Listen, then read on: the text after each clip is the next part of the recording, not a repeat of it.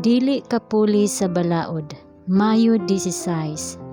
Busa unsa man, magapakasala ba kita kay wala kita sa ilalim sa kasuguan, kun dili sa ilalim sa grasya?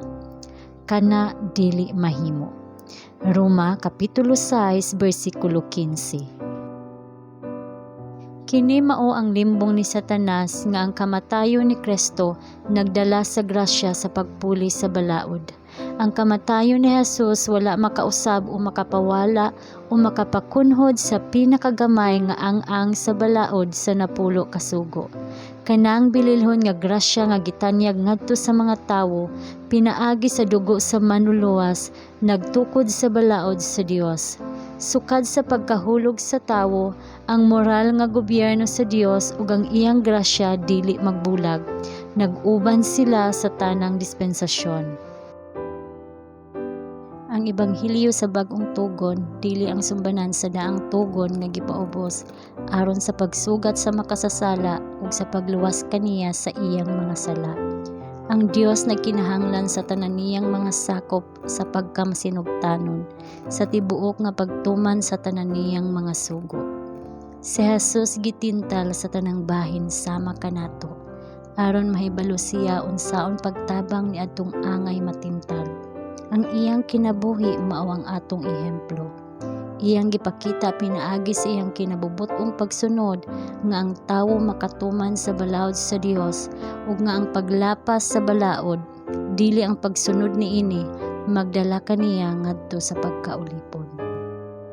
Ang tawo nga nagdaot sa dagway sa Dios diha sa iyang kalag pinaagi sa dunot nga kinabuhi dili makahimo pinaagi lamang sa tawhanong paningkamot, makahimo og dakong kausaban sa iyang kaugalingon.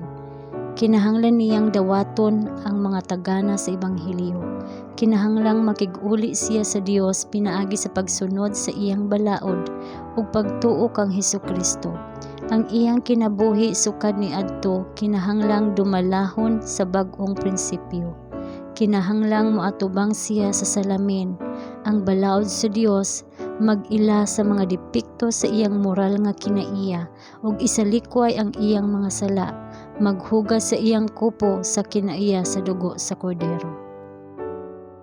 Ang impluwensya sa usa ka paglaom sa ebanghelyo dili makadala sa makasasala sa pagtan-aw sa kaluwasan ni Kristo ingon nga usa ka butang sa walay bayad nga grasya, samtang siya nagpadayon sa pagkinabuhi diha sa paglapas sa kasuguan sa Dios.